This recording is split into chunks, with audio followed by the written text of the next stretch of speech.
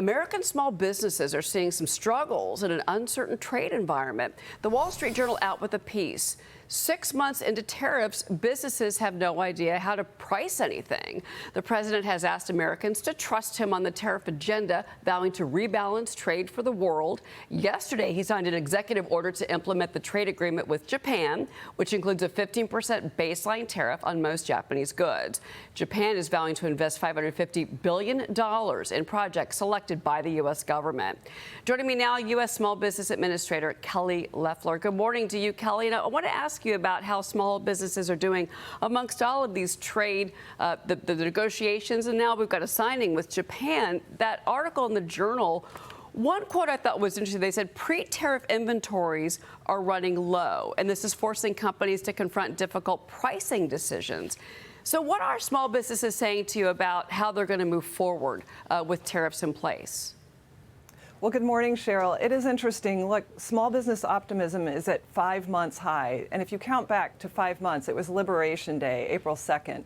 So what you saw in the media and the economic so-called experts predicting doom for this country, we now have small business optimism soaring. We see Main Streets investing. We see $15 trillion coming in, GDP growth at 3.3%. 500,000 jobs created, and no one is more optimistic than small business today, including our manufacturers, because President Trump believes in the American worker and the American industry. He's bringing it back onshore, and it's just shocking to see the courts and the liberal media fighting against opportunity for Americans, where opportunities were hollowed out for the last 40 years when we had predatory trade policies that shipped our jobs and industries and our national security overseas. Well, and, you know, this is the jobs day. We're getting the jobs report in less than 30 minutes, Kelly. And, you know, over the last few decades, the point is made. We've lost 5 million jobs and 70,000 factories. So let's talk about that, because the SBA is finding new ways to support these entrepreneurs, including launching the first ever loan program. And this is designed for small manufacturers.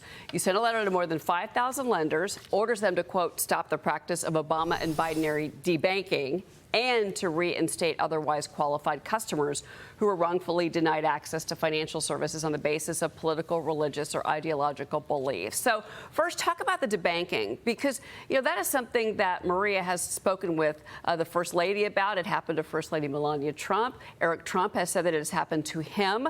So first, address that second part of my question.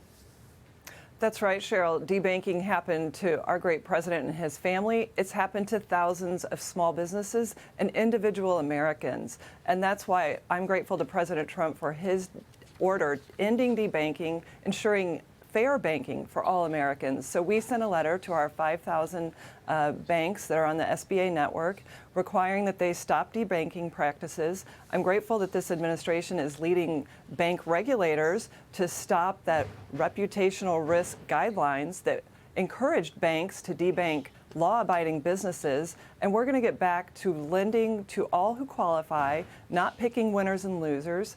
And this is a process that will play out, and we'll get back to having fair banking and allowing small businesses to thrive. And that includes conservative nonprofits like Christian nonprofits or pro-life or Second Amendment businesses that were debanked over and over.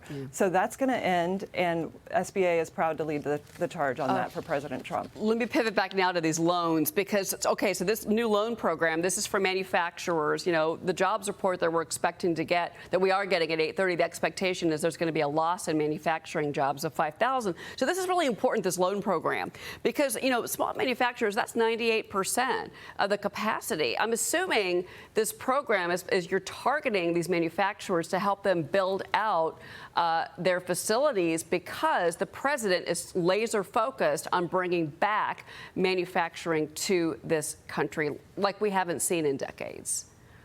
Absolutely. It's a key part of President Trump's economic agenda is to reshore, to invest in American manufacturing strength. It's a matter of national security and economic security. and I'm on a 50-state manufacturing tour. I've walked dozens, if not hundreds, of factory floors, heard from manufacturers. In fact, they're the most optimistic segment of small businesses. Most manufacturers in America are small businesses. But the thing I hear from them, now that President Trump has solved inflation, he's cutting regulation, he's made the tax cuts permanent for working families, for working Americans and small businesses, now they need access to capital. And President Trump is a builder. He knows that access to capital is critical, and that's why we're proud to provide these manufacturing loans that give certainty so that manufacturers can invest and grow. Because that's what I hear from them. They're spring-loaded. They see the tax bill as rocket fuel. They want to make sure that they have access to capital. Now they just need interest rates to be lower. Well, yeah, that's certainly something else the president has been laser focused on as well. And I also have to say, I interviewed Secretary DeRemer last week, and your name came up actually. The two of you working so well together right now to make sure that these American companies have everything they need to not just build out new factories or expand, but also hire people and get jobs happening in this nation. So that was, I thought that was a really interesting part of our interview with her last week. So I want to move on to this op-ed from you, Kelly. So D.C.'s Attorney General filed a lawsuit to end the Trump administration's deployment of National Guard troops, calling it an unlawful military occupation. Army officials have extended orders for guardsmen to remain on active duty in D.C. through November 30th. You're backing Trump's crime crackdown. You're linking it, though, this is interesting, to small businesses and Americans' livelihoods coming back. And you write in the op-ed, quote, many business owners who survived the Biden economy, including excessive regulation and rampant inflation, were rewarded only with smashed windows and stolen livelihoods. Tell us more about this op-ed. That's right, Cheryl. Look, defund the police turned into defund small business, because it's not just stealing goods and merchandise and threatening employees and vandalism, but it's also the livelihoods of small business owners that have to shut down because crime is costing them their merchandise. It's threats to their employees. Their customers don't want to come in, and I've seen it firsthand on the streets of Washington. There is law and order. Everyone's happy. 81% of people agreed there was a crime problem. Now we've seen violent crime down dramatically, 2,000 arrests. Law and order needs to come across this nation. President Trump is leading that charge. And all Americans want this. 81% say that this is a problem. I suspect it's much higher.